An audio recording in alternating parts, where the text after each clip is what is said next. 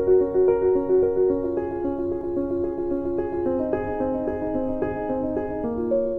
Friends, कैसे हो आप? Jai Swaminarayan to all of you and welcome to my channel biology by Siddharth sir.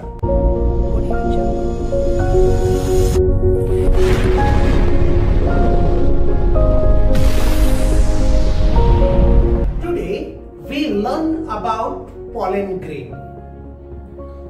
Pollen grain represent the male gametophytes and कोई भी plant हो, उस प्लांट के अंदर हमने पिछले लेक्चर में बात की थी एंथर की, तो वो ओपन एंथर हो, उस ओपन एंथर को अगर आप टच करोगे तो आपके हाथ में येलोइश कलर का कुछ पाउडर जैसा पार्ट आएगा, उसे बोला जाता है pollen grain. Normally pollen grain की बात करें तो पोलन ग्रेन को अगर अलग अलग प्लांट की पोलन ग्रेन को लेके स्लाइड के ऊपर रख के अंडर माइक्रोस्कोप देखा जाए तो सभी अलग अलग दिखती है, सभी का शेप अलग अलग होता है, जो आप यहाँ पे फोटोग्राफ्स में देख सकते हो कि सभी पोलन ग्रेन्स डिफरेंट शेप में है, डिफरेंट थिंग्स है। नेक्स्ट बात करते हैं structure of pollen grain. Then pollen grain के मेजरमेंट की बात करें तो पोलन ग्रेन का मेजरमेंट कितना है, तो पोलन ग्रेन का डायाग्राम 25 माइक्रोमीटर से लेके 50 माइक्रोमीटर तक का होता है। अब पोलन ग्रेन की बात करें तो वो डबल लेयर है, आउटर लेयर जिसे बोला जाता है एक्साइन, इनर लेयर जिसे बोला जाता है इंटाइन। ओके, देन अभी बात करते हैं हम एक्साइन की। तो एक्साइन वो बना हुआ है स्पोरोपोलेनिन से। अब ये स्पोरोपोलेनिन क्या है, तो sporopollenin it's a resistant organic material है जो बहुत ही स्ट्रॉन्ग होता है, इसीलिए आउटर लेयर एक्साइन बहुत स्ट्रॉन्ग होता है। नॉर्मली ये स्पोरोपोलेनिन है वो हाई टेम्परेचर हो, एसिड हो या तो अल्कलाइन हो, कोई भी मीडियम में वो डिग्रेड होता नहीं। नॉर्मली इसकी स्पोरोपोलेनिन की बात करें तो स्पोरोपोलेनिन को कोई एंजाइम भी डिग्रेड नहीं कर सकता। इसके हिसाब से ही पोलन ग्रेन नॉर्मली डिस्ट्रॉय या डिग्रेड नहीं होती। नेक्स्ट बात करते हैं कि कई बार क्या होता है कि पोलन ग्रेन के अंदर कहीं कहीं पे ये स्पोरोपोलेनिन का लेयर बना हुआ होता नहीं है, देन उस पार्ट को बोला जाता है जर्म पोर्स। ओके, नेक्स्ट बात करते हैं इनर लेयर की, जो कौन सा था, इंटाइन।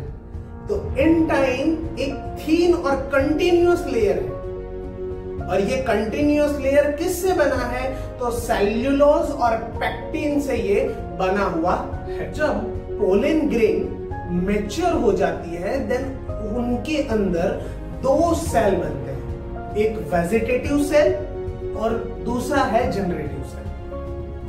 देन वेजिटेटिव सेल की बात करें तो इट्स अ बिगर सेल, बहुत ही बड़ा सेल होता है, बिकॉज द रीजन कि ये बहुत ही ज्यादा क्वांटिटी में फूड को रिजर्व कर लेता है अपने अंदर, और इनके अंदर ये बड़ा होता है तो साइटोप्लाज्म भी है, और ये साइटोप्लाज्म भी इनके अंदर ज्यादा है, और इनके अंदर न्यूक्लियस भी होता है, लेकिन वो इरेग्युलर शेप का होता है और बहुत बड़ा होता है। सामने बात करें जनरेटिव सेल की, तो जनरेटिव सेल के अंदर भी साइटोप्लाज्म होता है, लेकिन जनरेटिव सेल छोटा होता है, इनके अंदर भी बहुत ही कम क्वांटिटी में साइटोप्लाज्म आया हुआ होता है और एक स्पिंडल शेप का न्यूक्लियस आया हुआ होता है। और नॉर्मली वेजिटेटिव सेल के अंदर ये जनरेटिव सेल फ्लोट करता रहता है। ओके, देन नेक्स्ट बात करते हैं एंजियोस्पर्म प्लांट के बारे में। आप 11th में पढ़ के आए हो, वही एंजियोस्पर्म प्लांट के अंदर 60% प्लांट ऐसे हैं जिनके अंदर सिर्फ ये दो ही सेल आए हुए होते हैं, देन 2 सेल बोला जाता है। देन बाकी बचे 40% प्लांट ऐसे हैं जिनके अंदर 3 सेल आए हुए होते हैं।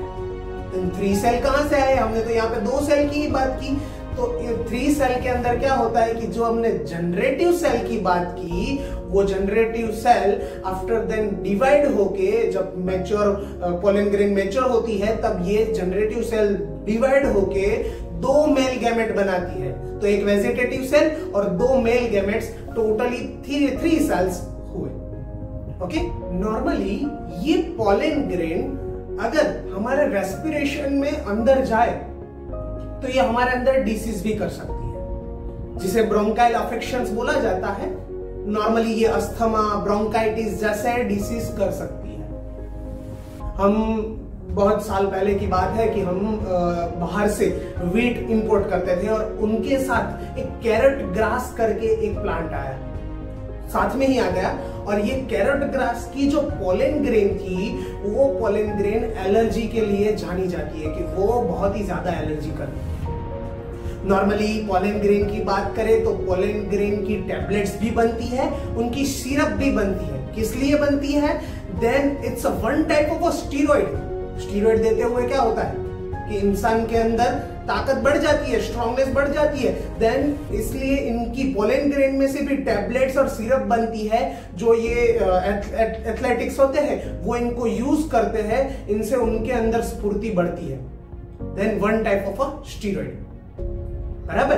देन नेक्स्ट हम बात करें कि ये पोलन ग्रेन है, उनको नॉर्मली उनका टाइम फिक्स होता है। जैसे कि कोई पोलन ग्रेन हो तो वो कितने टाइम तक लिविंग रहेगी, ये टाइम फिक्स होता है। जैसे कि व्हीट और राइस की बात करें तो व्हीट और राइस की जो पोलन ग्रेन होती है वो 30 डेज मैक्स टू मैक्स, उसके बाद वो डिग्रेड हो जाती है, बराबर। टाइम लिमिट होती है, कोई चीज से डिग्रेड हुई, कोई चीज से डिस्ट्रॉय हुई, ऐसा नहीं। टाइम लिमिट खत्म हुई, देन उसके बाद वो काम नहीं लगती।